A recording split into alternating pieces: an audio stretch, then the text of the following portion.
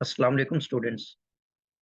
First year class का chapter number हमने three start किया हुआ था और आज इसका लेक्चर नंबर 7 हम डिस्कस करने जा रहे हैं। इस लेक्चर के अंदर हम 2x2 मैट्रिक्स का डिटर्मिनेंट डिफाइन करेंगे।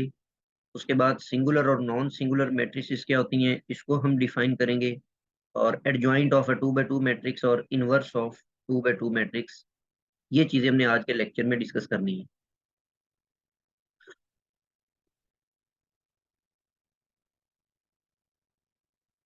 जी, फर्स्ट ऑफ ऑल हम डिफाइन करते हैं कि डिटर्मिनेंट 2x2 मैट्रिक्स का डिटर्मिनेंट हम कैसे डिफाइन करते हैं।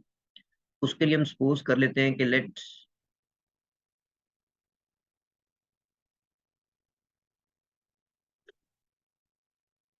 सॉरी सपोज कर लेते हैं कि late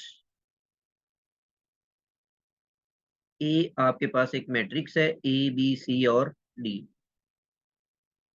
be a matrix of order 2x2,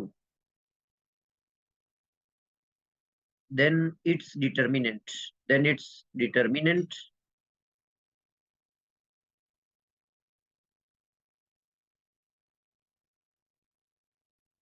is defined as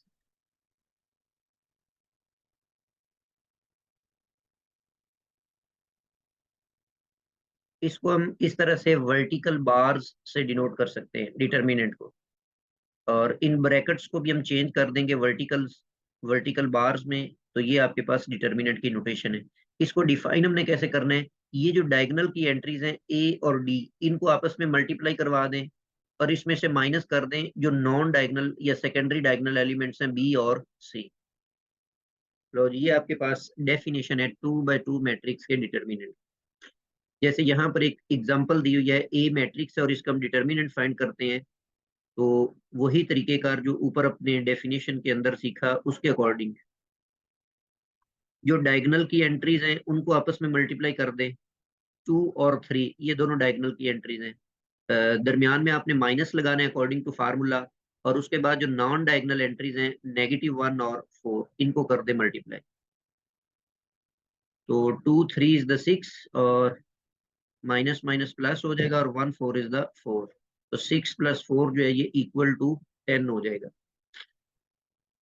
similarly example number 2 में अगर हम देखें तो इसमें भी हम ऐसे ही करेंगे कि ये ए का डिटर्मिनेंट सॉरी मैट्रिक्स का नाम बी है, तो यहाँ पर आप बी राइट करेंगे। तो बी मैट्रिक्स के डिटर्मिनेंट को हम इस तरह से इंडिकेट करते हैं 1 4 2 8, इनको वर्टिकल बार्स में राइट कर दिया। 1 और 8 को अगर हम मल्टीप्लाई कर दें और फिर इसमें से माइनस करें 4 और 2 को, तो 8 1 इज द 8 और 4 2 is the also 8। 8 - 8 is the 0। तो ये आपके पास इस मैट्रिक्स का डिटर्मिनेंट 0 आ गया। नीचे एक नोट लिखा हुआ है कि जो 1x1 मैट्रिक्स होगी उसका जो डिटर्मिनेंट होता है वो जस्ट उसका जो एलिमेंट होता है वही उसका डिटर्मिनेंट होता है। जैसे फॉर एग्जांपल हम सपोज कर लेते हैं कि ए हमारे पास इस तरह की मैट्रिक्स है जिसमें सिर्फ एक एलिमेंट और इसका ऑर्डर 1x1 होगा। तो इस ए मैट्रिक्स का डिटर्मिनेंट हम यूं डिफाइन करते हैं, A determinant is equal to 5। तो 1x1 ऑर्डर का डिटर्मिनेंट इस तरीके से डिफाइन होता है। जी, नेक्स्ट आपके पास है singular matrix, singular and non singular matrices. A matrix A is said to be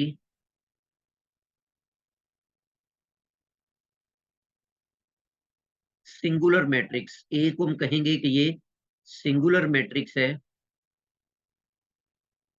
if it's determinant is equal to 0। ठीक है। और सिमिलरली नॉन सिंगुलर मैट्रिक्स क्या होता है, a matrix A is said to be non singular. A matrix को हम कहेंगे कि वो नॉन सिंगुलर मैट्रिक्स है अगर उसका डिटर्मिनेंट नॉन जीरो हो, if determinant of matrix A is not equal to 0। जैसे नीचे ये एग्जांपल्स दी हुई हैं, ए मैट्रिक्स का अगर हम डिटर्मिनेंट फाइंड करते हैं तो इसका डिटर्मिनेंट आप 2 इंटू 3 लिखेंगे, उसके बाद नेगेटिव, फिर माइनस और 4 से मल्टीप्लाई कर दिया। 2 3 is the 6, minus minus plus 4 आएगा तो ये 10 है। तो 10 is not equal to 0, so A is non singular. A matrix जो है ये नॉन सिंगुलर मैट्रिक्स है जी। इसी तरह नीचे भी एक एग्जांपल दी हुई है ए, इसका अगर हम डिटर्मिनेंट फाइंड करते हैं 2 3 4 और 6, ये 4 एलिमेंट्स हैं, तो 2 को 6 से मल्टीप्लाई कर दें और इसमें से माइनस करें 3 को 4 से मल्टीप्लाई करके। 2 6 is the 12, minus 3 4 is also 12, that is 0। अब ये डिटर्मिनेंट 0 आ गया, तो इसका मतलब है कि ए इज सिंगुलर मैट्रिक्स। ए जो है ये एक सिंगुलर मैट्रिक्स है।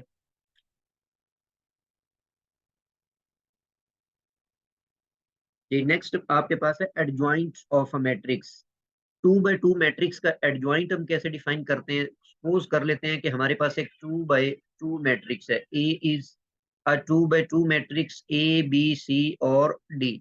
अब इसके एडजॉइंट को इंडिकेट करते हैं ए डी जे से, एडजॉइंट ऑफ ए। और डिफाइन कैसे करेंगे इसको? इसको डिफाइन करने का तरीकेकार ये होता है कि जो डायगोनल की एंट्रीज हैं ए और डी, इनकी जगह तब्दील कर दें, इनकी प्लेस चेंज कर दें। और जो सेकेंडरी डायगोनल वाली एंट्रीज हैं उनके साइन चेंज कर दें, ए बी और इसको माइनस सी राइट करें। जो डायगोनल एंट्रीज हैं ये दोनों, इनकी जगह बदल देंगे, और ये जो दोनों हैं बी और सी, इनके हम साइन चेंज कर देंगे।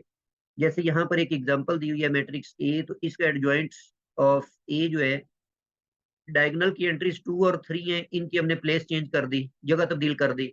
और जो बाकी नॉन डायगोनल है, जैसे ये -1 है तो इसको हमने +1 बना दिया, और 4 को हमने नेगेटिव, इनके हमने साइन चेंज कर दिए, तो ये इसका एडजॉइंट है। नेक्स्ट आपके पास है inverse of a 2 by 2 matrix. जी, इनवर्स ऑफ 2 by 2 मैट्रिक्स क्या होता है? हम सपोज कर लेते हैं, जैसे नंबर्स में होता है ना, नंबर्स में जैसे 3 है तो इसका मल्टीप्लिकेटिव इनवर्स क्या होता है? 1/3। इसी तरह 2 डिवाइडेड बाय 7 आ जाए तो इसका मल्टीप्लिकेटिव इनवर्स क्या होता है? इसको आप उल्टा कर देते थे, तो 7 डिवाइडेड बाय 2। अच्छा, अब यहाँ पर ये नंबर और उसका इनवर्स है, इन दोनों को आपस में मल्टीप्लाई कर दें, तो 3 3 से कैंसिल होगा तो आंसर 1 आ जाएगा। इस तरह 2 2 से कैंसिल होगा, 7 7 से कैंसिल होगा तो 1 आएगा।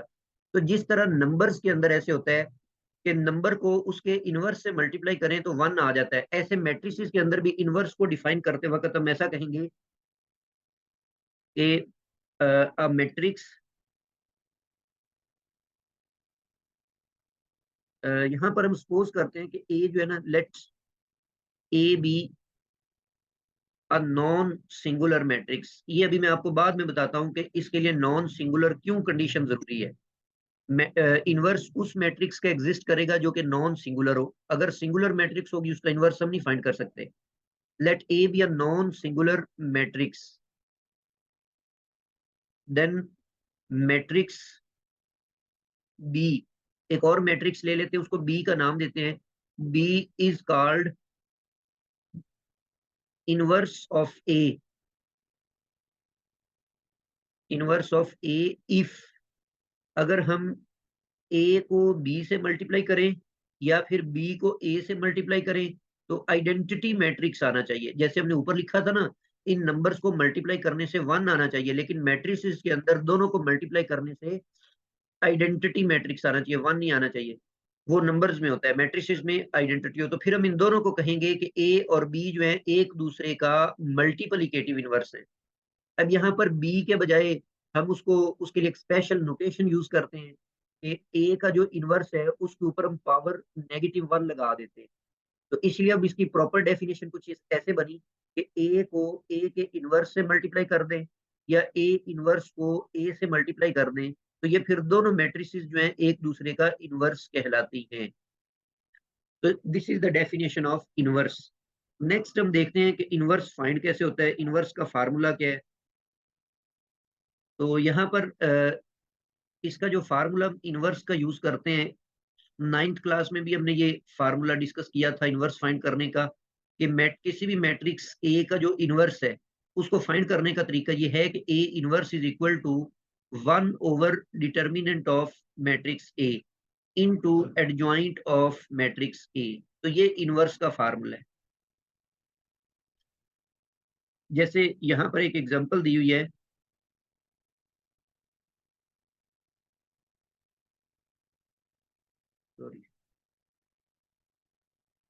इसमें हम सपोज कर लेते हैं कि सबसे पहले हम इसका डिटर्मिनेंट फाइंड करते हैं।